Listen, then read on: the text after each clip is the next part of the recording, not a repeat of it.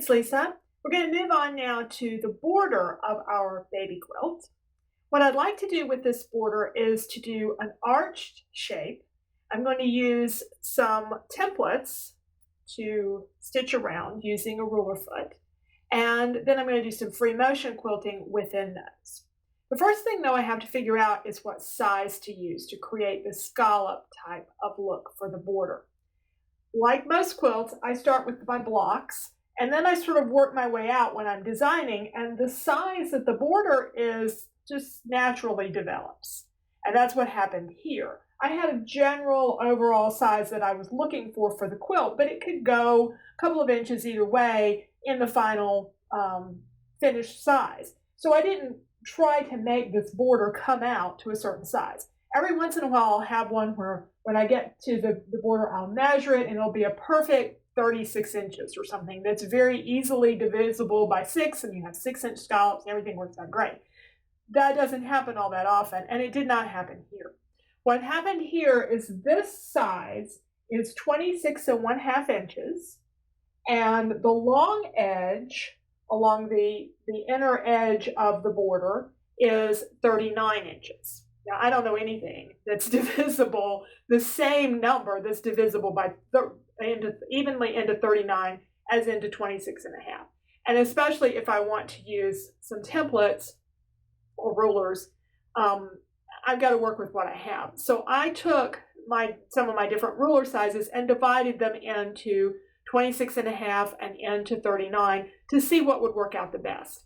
And so I took 26 1/2 and I divided it by 8, by 7, and by 6 to see how many increments I would have and how close to even I could come out. What I ended up working with is an 8-inch size. With 8, I can get 3 on the top and 5 along the side. Now, 26 1/2 divided by 8 is going to give me 3, but that 3/8 is 24. So I'm going to have a little extra space on each side. Not going to worry about that. I have a way of incorporating that into the corner.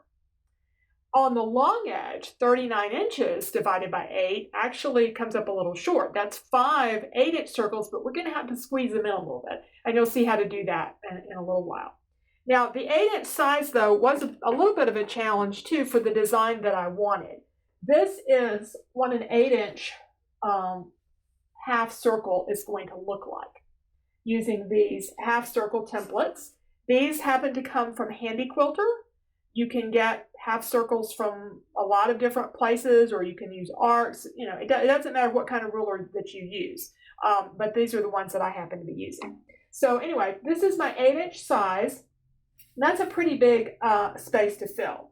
And so when I did a little drawing of it, if I did a flower shape, which is what I'm going for there, that's a big flower. And to me, that kind of competes with the flower design in the rest of the quilting. So I thought I would break it down and have kind of an arc within an arc for this. So I looked at a couple of different choices here. This is an 8-inch with a 6-inch arc sewn on or stitched on the inside, and then the flower within that. And then this one is with a 5-inch. This particular arc ruler, this is my 8-inch one. The way this one works is if you stitch on the outside, you get 8 inches, and if you stitch on the inside, you get 5. So that would have been really convenient to have done that one. However, what would happen is my flower was pretty small, and this border was fairly large, and I didn't think the proportions were that good. So I decided to use 8 inches for the outside and 6 inches for the inside, and then I can still have my flower and then another border design. And I've already done the other short edge, so I'm going to flip the quilt around so you can see what we're going for, and then we'll go to the machine and create this. So, ta-da, all done. I've just done one edge so far. So this is the top or bottom edge of the quilt, and I have my arcs, I have my flower design, and then we're also going to create this little arc design to kind of fill in the blank space. And this is cross hatching. This is the easiest cross hatching that you can do. And then doing something really small like this, it's very easy to do, very fast, and I think you'll love it.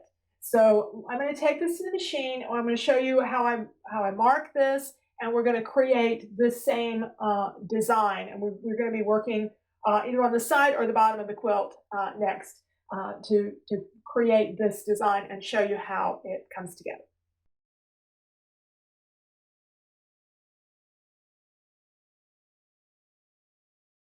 I've marked the midpoint of the long side, and I'm going to indicate to take this out 4 inches on each side for an 8-inch arc. Now remember, this side is 1 inch shorter than I really need. It's 39 inches instead of 40 inches for 5 full arcs. So I'm actually not going to do a full 8 inches. I'm going to have to taper it in just a little bit so that I don't come out too much on each side. So I really need like 1/5 of an inch. So I'll eyeball that, and we'll just do something a little bit smaller.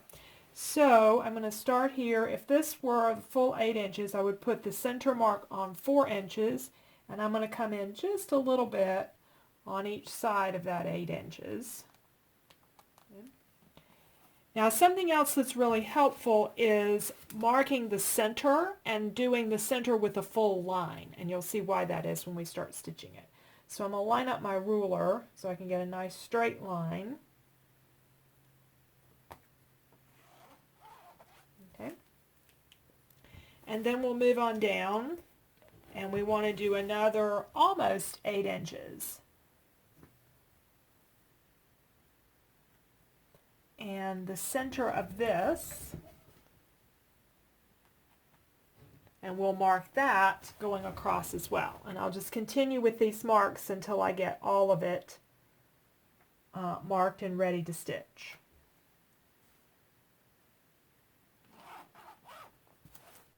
Okay, so I have my needle down at the very corner because I don't want to go beyond that corner. And I'm going to position the ruler so that the center line is on my marked line, and the next one would actually start just in order to squeeze these in, I'm probably going to stop stitching a little bit before I get to the seam so that the next one can come right up to that without them overlapping.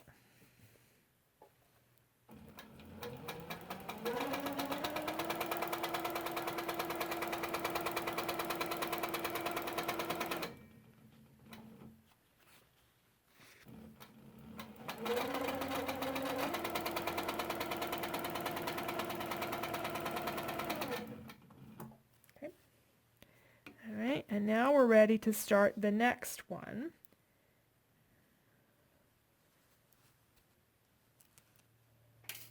And again, I have to fudge this just a little bit. I'm going to take my needle up.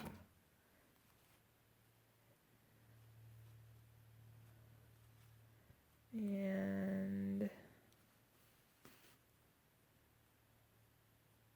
I'm going to stitch back up just a little bit on this line.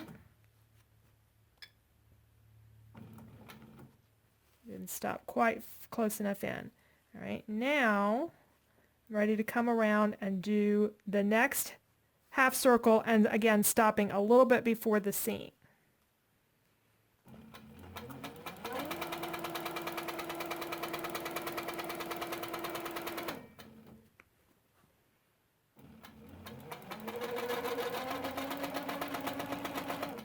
Now, one thing you can do is you can also move the arc over just a wee bit. Oops. And that helps force it over so that the arc is just a little bit narrower than it would be if you followed the ruler exactly. Okay.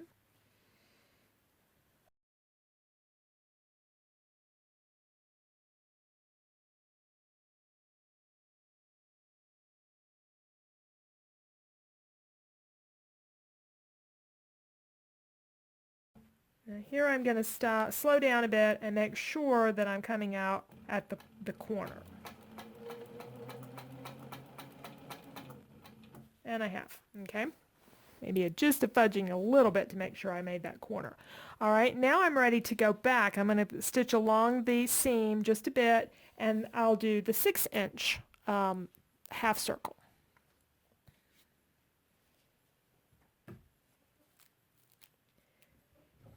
this is where that line comes in handy because I can use the line on the ruler to make sure that I have this in the center.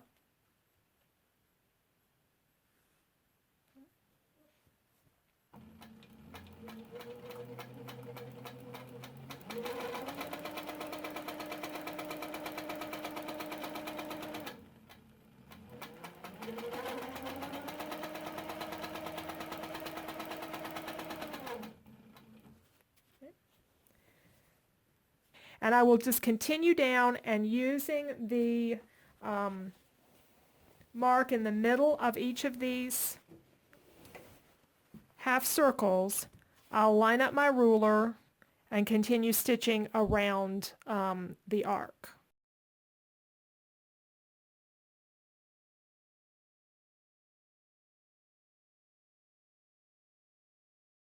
Now I'm leaving the ruler foot on, which is the thicker foot that you have to have if you're working with rulers. But even though I'm not going to use the ruler again for a little while because I'm going to be doing free motion, you could change to a different foot, an open-toed foot if you wanted to.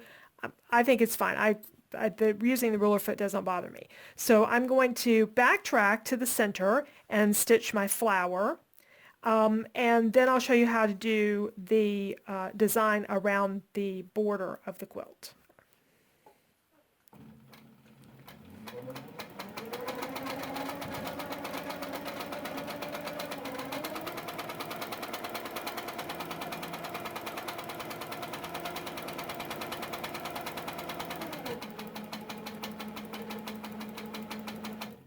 I find this works best if I come up and do the center petal first and then work my way around the outside petals.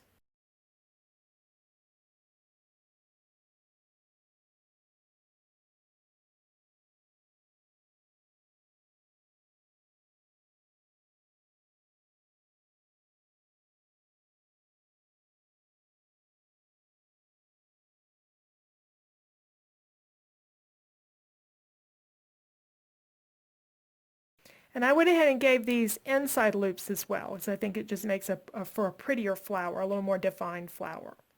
Right?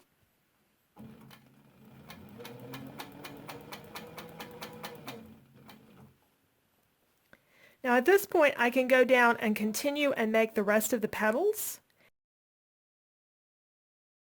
Now we're going to do some figure 8 loops to go around the arc. And the thing to remember about figure 8 loops is you're always going across and then backtracking a little bit. So I'm going to come across and then make my loop over to the right, come back across this side and make the loop again back to the direction I came from, and just keep going. Now because the inside arc is smaller than the outside arc, what I may have to do at times is tighten up the stitches on this side and space out the ones over on this side. And it always helps to draw out your design with your pencil so you get used to that movement that you're going to be making. And when you get to the center line, you'll be able to see that your inside loop and outside loops match up and that you're not skewed one way or another. And if you are, you can clean it up a little bit. I'm coming close to my center mark here. There's that one and then this one. Okay. Now let's put this into practice with the stitching.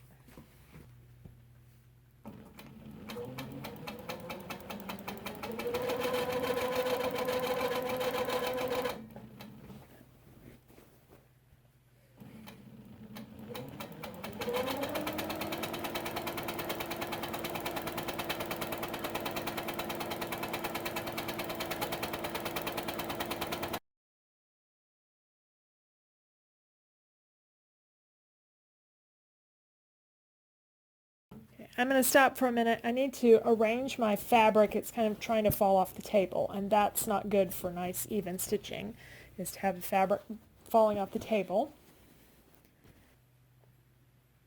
And when I start back, I have to kind of look at this and make sure I know where I'm going. I'm going to take the loop backwards and then come back across.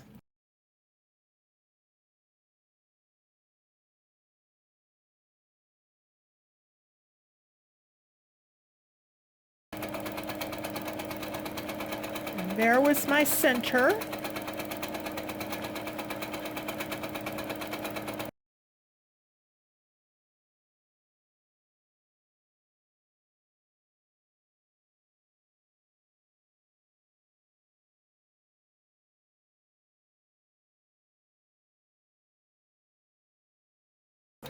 Now it's time to connect to the next side, and I want to go ahead and finish out this arc where we broke apart earlier and make sure those connect.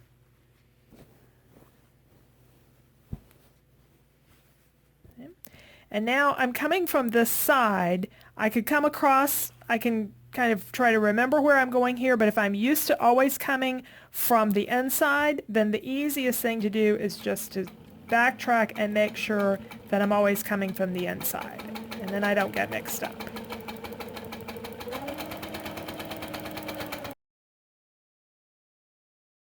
To do the little fill-in point with the cross-hatching, I need to do a little bit more marking on the side. This time I'm marking the center area in between the arcs, and I want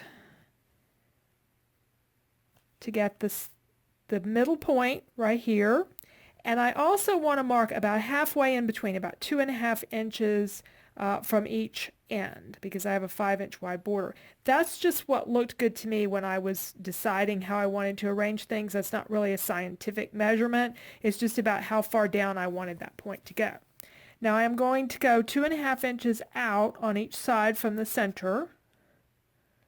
So a total 5-inch space, 2.5 inches down. And then I'm going to take my 8-inch arc ruler, and this time I'm going to be turning it so that I'm working on this edge. It's really easy when you're doing this to kind of get mixed up and go this way, but you're not wanting to curve out, you're wanting to curve in. So we're going to do an arc here and here, and then we'll fill in the middle with some cross hatching. So I'm actually going to start, I think, down here. All right, have my thread anchored. And I was just about to do the wrong thing. I want to, again, create an arc. And what I'll need to do is to leave the ruler away from this point a little bit, keeping in mind that I will need the distance between the needle and the edge of the ruler foot.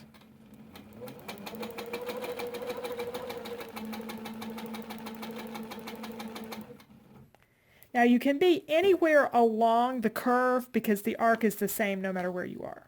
Okay? And then I'm going to come back to this point.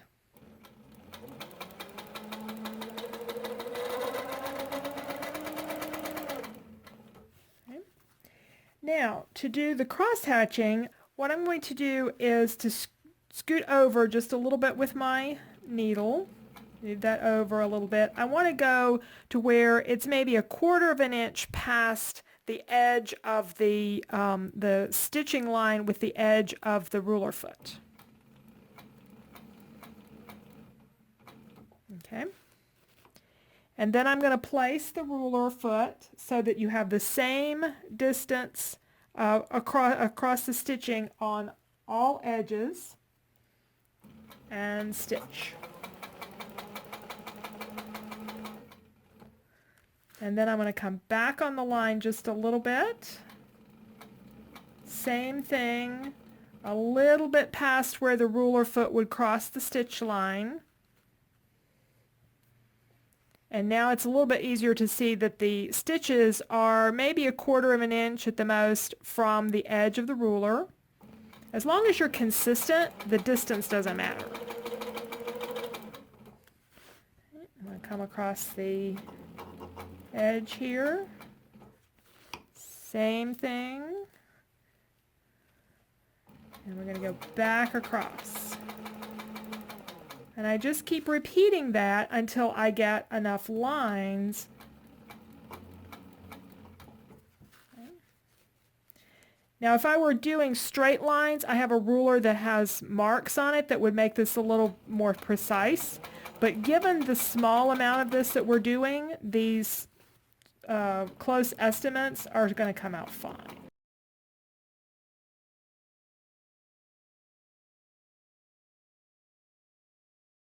All right, now at this point I want to move my needle so that I can work this direction.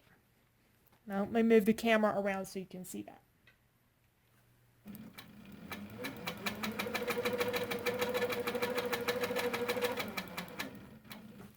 All right, I'm going to stitch towards myself a little bit so that again I have maybe 1/4 of an inch between the edge of the ruler foot and the arc. Position the ruler so that it has an even amount of space across that stitching line and come back across.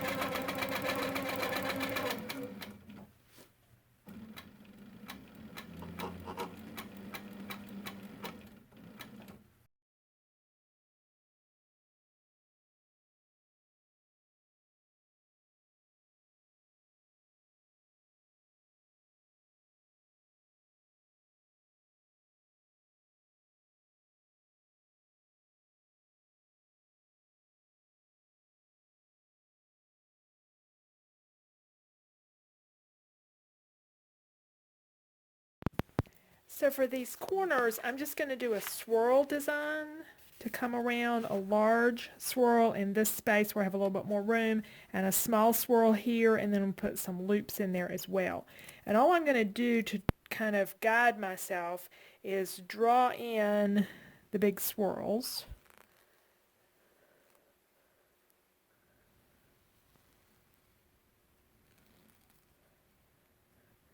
And then the rest of it I'll just do free motion as I go along.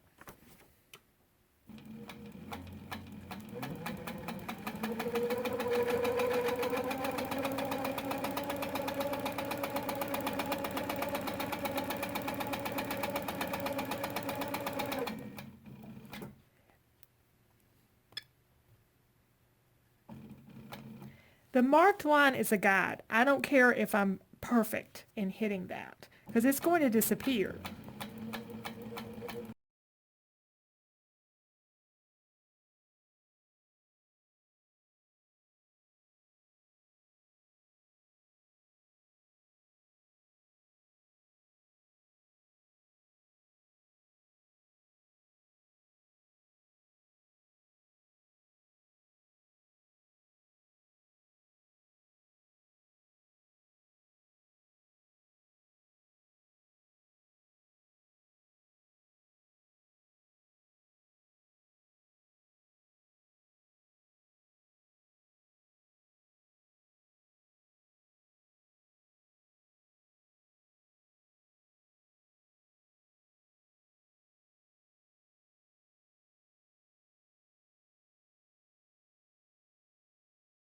And then there's the finished design for this corner. So here is our completed quilt, and I'll move in for some close-ups.